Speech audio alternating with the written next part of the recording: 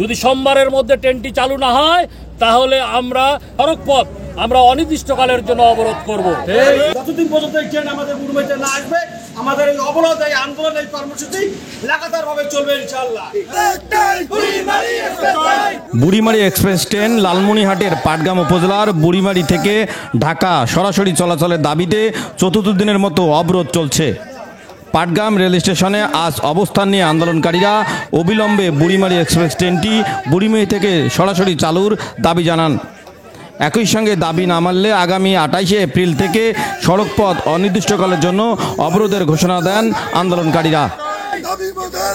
আমি রেল কর্তৃপক্ষকে এই বুড়িমারি স্থলবন্দর বুড়িমারি স্টেশন থেকে আহ্বান জানাবো, আপনারা অতি দ্রুততার সহিত আমাদের দাবিটি মেনে নিন। আমাদের প্রাণের দাবি বুড়িমারি এক্সপ্রেস ট্রেনটি অতি সত্বর চালু করুন।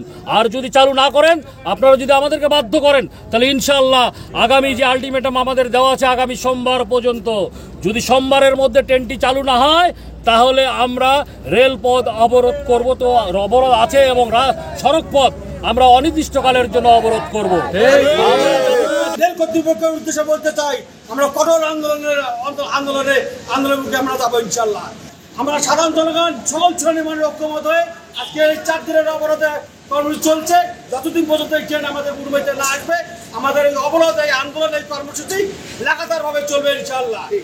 আজকে যদি রেল কর্তৃপক্ষ আমাদের দাবি মেনে না নেয় তাহলে আমরা বুড়িমারি সাধারণ মানুষকে নিয়ে আবার এই আন্দোলন দুর্গ করে তুলব। আমাদের দাবি যে এই ট্রেনটি আমাদেরকে বুড়িমারি থেকে দিতেই হবে। রেল কর্তৃপক্ষ আমাদের সঙ্গে বৈষম্য করতেছে। আমরা জানি যে রেল কর্তৃপক্ষ আমাদের সঙ্গে বৈষম্য করতেছে।